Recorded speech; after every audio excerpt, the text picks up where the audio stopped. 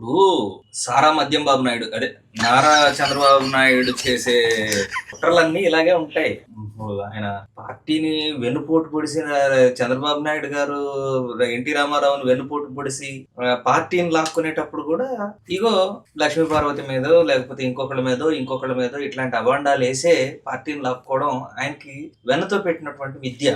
మీకు ఒక్క విషయం జ్ఞాపకం చేస్తున్నా, చంద్రబాబు నాయుడు గారు నిజంగా మీరు గన ఈ ఈ ఈ మీడియా ఎత్తుతున్నట్టు మీరు గన విజనరీ అయి ఉన్నట్టయితే, జోగి రమేష్ అన్నకే గాని దీంతో గన సంబంధం ఉండున్నట్టయితే, మీ దమ్ము మీ ధైర్యం ఉంటే, నిజంగా నేను ఈ మాట అనొచ్చు అనలేదే గాని, మీరు నిజంగా ఒక మనిషి అనేటటువంటి నమ్మకం మీకు ఉంటే సిబిఐ ఎంక్వైరీకి వెళ్ళగలరా? ఒకటి, సిబిఐ ఎంక్వైరీ మీరు వేయగలరా?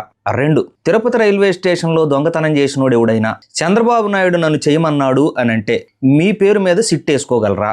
మూడోది, ఇప్పుడు జోగి రమేష్ చాలా ధైర్యంగా, మీకు జోగి రమేష్ గురికి నాకు ఉన్న అనుబంధం మీకు తెలియదేమో, యువజన కాంగ్రెస్ దగ్గర నుంచి రాష్ట్ర ఏపీఎస్ఆర్టీసీ జోనల్ చైర్మన్ దగ్గర నుంచి ఎమ్మెల్యే దగ్గర నుంచి మంత్రి వరకు భుజమే చేసి మా సుధా తమ్ముడని చెప్పుకుంటాడు నన్ను.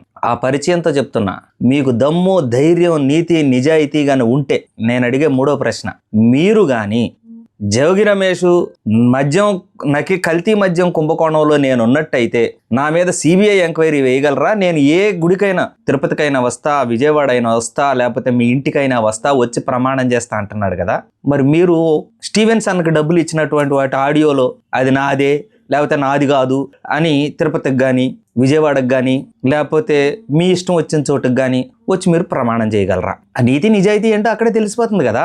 ఎందుకండి ఇటువంటి చచ్చు వ్యాపారాలు చేస్తారు? ఏమండి,